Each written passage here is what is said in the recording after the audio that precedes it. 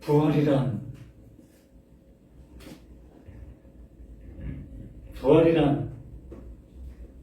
어떤 그 단어의 의미를 얘기한다면 바뀌어짐, 새 것이 되어짐.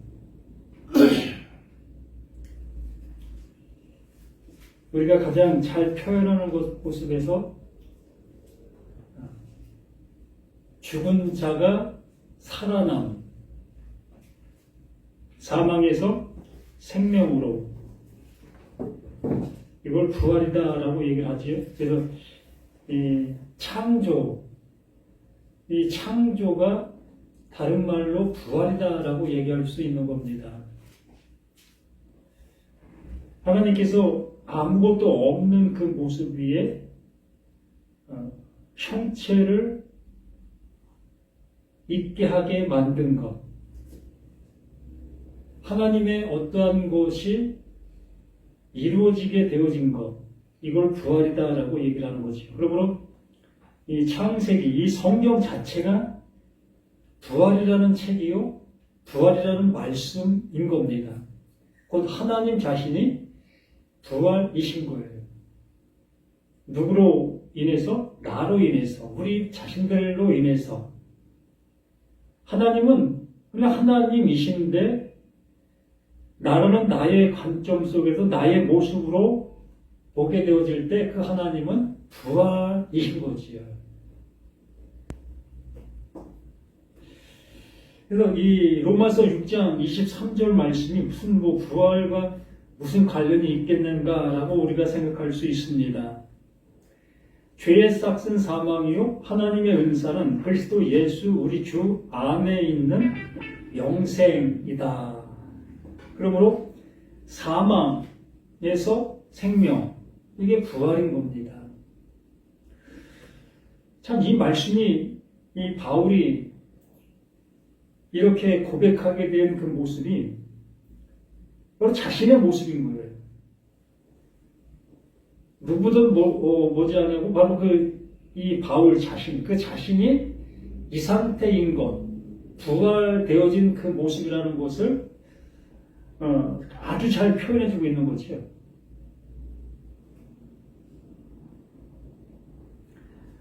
어, 15절부터 우리가 함께 보면, 그런데 어찌 우리가 법 아래 있지 않냐고 은혜 아래 있으니 죄를 지으리요 그럴 수 없느니라.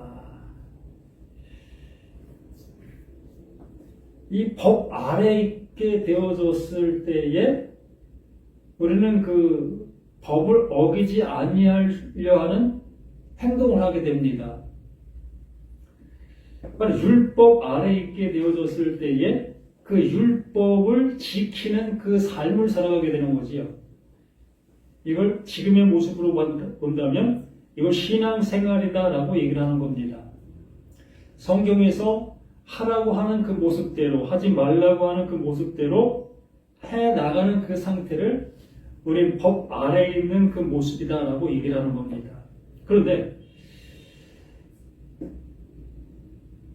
이 바울 자신이 법 아래 있을 때의 모습의 행동 속에서 비로소 하나님의 은혜를 알게 되어지게 된 거지요. 은혜를 알게 되어진 그 순간 내가 법 아래에서 행하고 있었던 그 모습이 무엇이었는가를 알아볼 수 있게 되진 거예요. 그러한 모습에 있게 되어진 그 모습이 그러므로 내가 법 아래에 더 어떠한 모습 속에서 있기를 바라는 모습으로, 왜? 더 많은 죄를 알기 위해서 그곳에 내가 멈춰 있어야 될 것인가? 그런 생각을 할 수 있다는 거지요.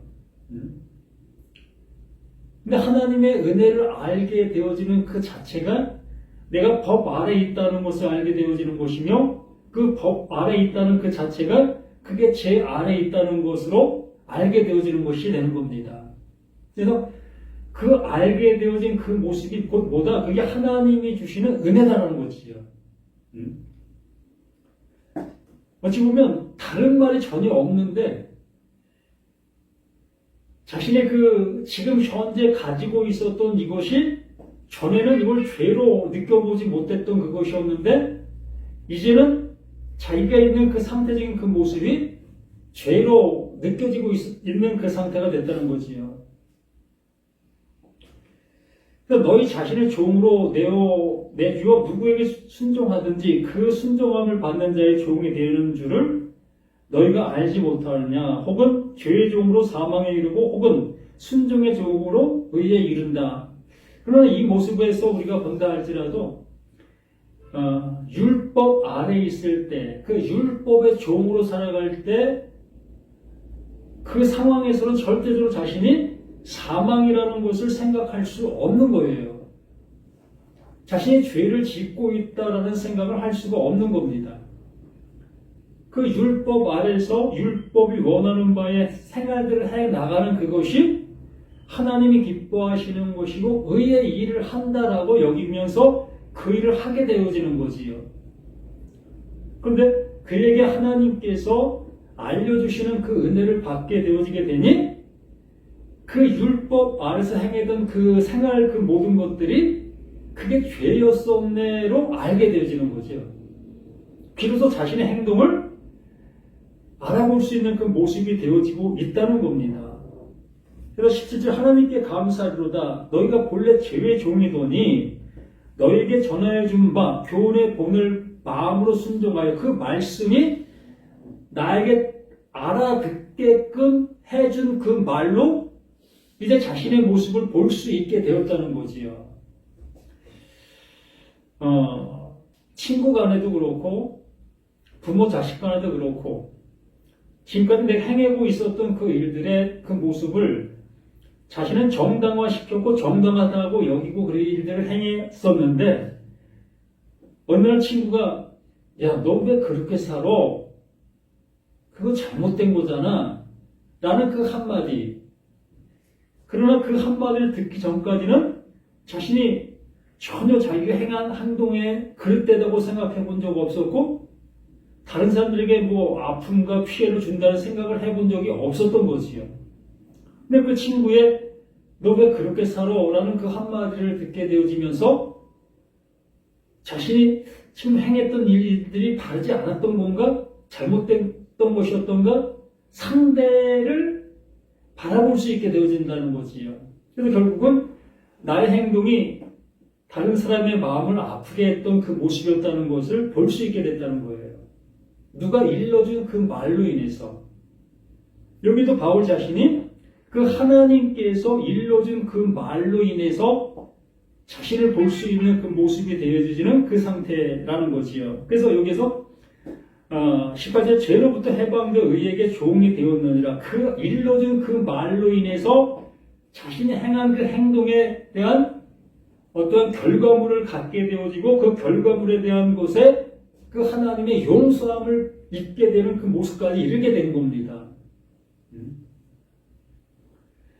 그래서 19절 너희 육신이 연약함으로 내가 사람의 예대로 말한다. 그 우리들이 어떤 받아들일 수 없는 그 상태적인 모습, 알아듣지 못하는 그 모습인 상태의 우리에게 사람들의 행동과 사람들의 말로 우리에게 일러주고 있는 거예요. 너희 육신의 연약함은 내가 사람의 예대로 말하노니 전에 너희가 너희 지체를 부정과 불법에 내주어 불법에 이른 것 같이 이제는 너희 지체를 의에게 종으로 내주어 거룩함에 이르리라. 그러니까 친구가 너 왜 그렇게 살아? 라는 그 한마디가 나의 죄를 드러나게 해주고 또 드러나게 되어지니까 너 왜 그렇게 살아? 라는 그 말에 이끌려 그렇게 살지 않게 된다는 거지요.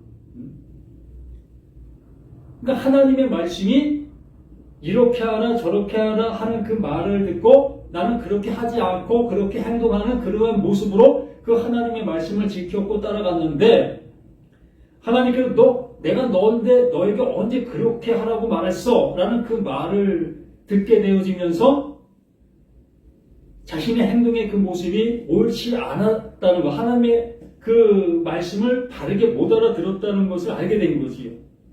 그렇게 되어지니 이제 하나님께서 너 왜 그렇게 살아? 라는 그 모습의 말을 듣게 되어지면서 이게 이렇게 하지 말라 하라고 말씀하신 것이 아니라 바로 그 하나님께서 내게 은혜 주시기 위해서, 나에게 생명 주시기 위해서 이렇게 말씀해 주시고 있는 그것이었네 라고 알아듣게 된다는 겁니다. 그래서 20대 너희가 죄의 종이 되었을 때에는 의에 대하여 자유로웠느니라. 그렇잖아요. 친구가 나에게 너 왜 그렇게 살아오라는 그 한마디를 듣기 전까지는 내가 알고 있는 그 이상의 모습으로는 한 번도 생각해 본 일이 없었다는 겁니다. 내 행동에 대한 것에 다른 방법에 어떠한 것도 생각해 본 적이 없었다는 거예요. 지금 내가 행동하는 그 모습이 옳은 것으로만 여기면서 그 일들을, 그 행동들을 해왔었던 우리 자신들이었던 것이었다라는 거죠. 그래서 22절 너희가 그때 무슨 열매를 얻었느냐? 무슨 열매를 얻었겠습니까? 그 행동에 대한 열매를 분명히 우리는 얻었습니다. 그런데 그 행동을 한 열매가 우리에게는 늘상 좋은 열매로 여겼던 것이었지요. 너희가 그때 무슨 열매를 얻었느냐? 이제는 너희가 그 일을 부끄러워하나니 이는 그 마지막이 사망임이라. 확연하게 깨닫게 된 거예요. 내가 이렇게 살면 다른 사람들의 마음을 아프게 하고 또 괴롭게 하는 그것이었구나. 이걸 알게 되어지게 되는 거지요. 그러므로 하나님의 말씀이 나에게 들린 대로 행동했던 그것이 곧 나를 사망의 모습으로 이끌고 있었던 그 일이었다는 것을 알게 되는 거예요. 바울 자신, 그 사울이었던 모습이 그러했다는 겁니다. 그 말씀대로 살아갔는데, 말씀이 원하는 바의 모습으로 나아갔는데, 결국에는 내가 죽음을 당하는 그 사망의 길을 가고 있었다는 것을 비로소 알게 된 거예요.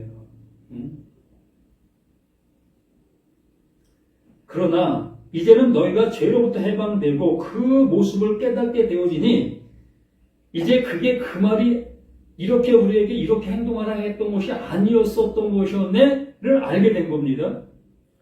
그러나 이제는 너희가 죄로부터 해방되고 하나님께 종이 되어 거룩함에 이르는 열매를 맺었나니 그걸 알게 되어진 것이 하나님께서 원하시는 열매를 맺게 된 거예요.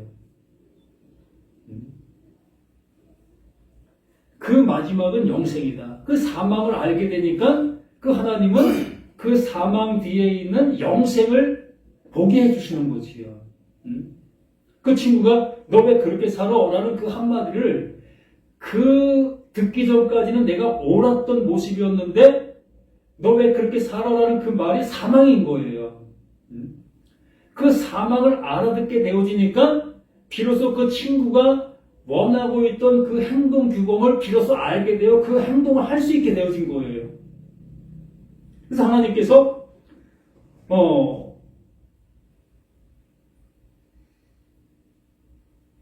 죄로부터 해방되어 하나님께 종이 되어 거룩함에 이르는 열매 맺었나니 그 마지막은 영생의 그 모습이 되어지게 된 겁니다. 그리고 나서 23절에 이렇게 말하는 거예요. 죄의 싹은 사망. 이게 지금까지 해온 그 모든 말의 결론이다. 너희가 지금 이러한 결론의 모습 속에 넌 지금 이렇게 살고 있었던 것이었다. 그러나 너 왜 그렇게 살아? 라는 그 한마디에 그것이 사망임을 내가 깨닫게 된 거다. 그러므로 여기에 죄의 싹은 사망이요 하나님의 은사, 그 말씀을 알아듣게 되어진 거죠. 너 왜 그렇게 살아라는 그 한마디를 알아듣게 된 그 상태가 하나님이 주시는 은사였다는 거예요. 그 예수님께서 우리에게 오셔서 알려주시고 있었던 것이 그거였다는 거예요. 너 왜 그렇게 살아? 그 한마디라는 겁니다. 그래서 하나님의 은사는 그리스도 예수 우리 주 안에 있는 영생, 이걸 알아듣게 되는 거예요. 이게 부활이다라고 얘기를 하는 겁니다. 지금까지 듣지 못했던 그 말을 비로소 들을 수 있는 귀가 열리게 되어진 그 상태, 이게 부활되었다라고 말하는 겁니다. 이걸 가진 그 상태가 그게 영생이에요. 이게 영원히 사는 그 모습이 되는 겁니다. 죽어서 영생이 아니라 지금 이 말을 알아듣게 된 이 시점부터 우리는 하나님의 백성으로, 하나님의 자녀로, 하나님의 아들로 영원히 살아가는 시발점, 시작이 되는 거예요. 그래서 우리는 이러한 은혜를 받은 자들로 이제부터 살아갈 수 있는 저와 우리 모두가 되어서 정말 천국 백성으로서 하나님의 백성으로서 하나님의 아들로서 그 은혜를 누리고 나갈 수 있는 저와 우리 모두가 되기를 예수님의 이름으로 간절히 부탁을 드립니다. 아멘. 생명을 주시는 우리 하나님의 크신 사랑이 이렇게 우리에게 나타난 바 들려질 수 있도록 은혜 주심을 감사드립니다. 하나님 아버지, 지금까지 우리가 어떠한 생각과 어떠한 말을 듣고 그 말에 어떠한 순종을 하며 살아갔던 우리 자신들이었습니까? 하나님 아버지, 내가 옳다 여기면서 내가 바르다 여기면서 행하고 있었던 그 일들이 이렇게 하나님께서 말씀해 주시는 그 모습으로는 그게 사망이고 그게 멸망이라는 그 모습으로 우리에게 말씀해 주시고 계시다면 우리는 이 나 자신의 그 모든 것들 속에서 온전한 회개가 일어날 수 있도록 도와주시고 하나님의 것이 내 안에 온전한 집이 되어지는 은혜를 입어 이제 그 은혜 속에 살아갈 수 있는 우리 모두가 되게 도와주시기를 간절히 원하며 예수 그리스도 이름으로 기도드립니다. 아멘. 하늘에 계신 주 아버지여, 이름이 거룩히 여길 받으시오며 나라의 마옵시며 뜻이 하늘에서 이루어진 것 같이 땅에서도 이루어지리이다. 오늘날 우리에게 할 양식을 주옵시고 우리가 우리에게 죄 진 자를 사해 준 것 같이 우리의 죄를 사해 주시고 우리를 시험에 들게 하지 말게 하옵시며 다만 악에서 구하옵소서. 내게 나라와 권세와 영광이 아버지께 영원히 있사옵나이다. 아멘. 아멘. 제가 저 자신의 모습을 나날이 변해가는 모습을 느끼는데 제 말이 점점 어둠해지는 것 같아요. 발음이 자꾸 새나가는 것 같아요. 그래서 저와 이렇게 밝은 얼굴로 대면할 시간들이 많지 않다는 겁니다. 그러니까 속히 잘 깨달으셔서 이 길을 그냥 엉뚱한 말씀을 잘 가시길 바랍니다. 아이고 참 왜 엉뚱한 얘기를 하고 계세요? 진짜 여기 설교할 때 보면 제 말이 너무 많이 새나더라고요. 이렇게 발음했는데 저렇게 발음이 되어지는 경우가 상당히 많아요. 아유 왜 그러세요?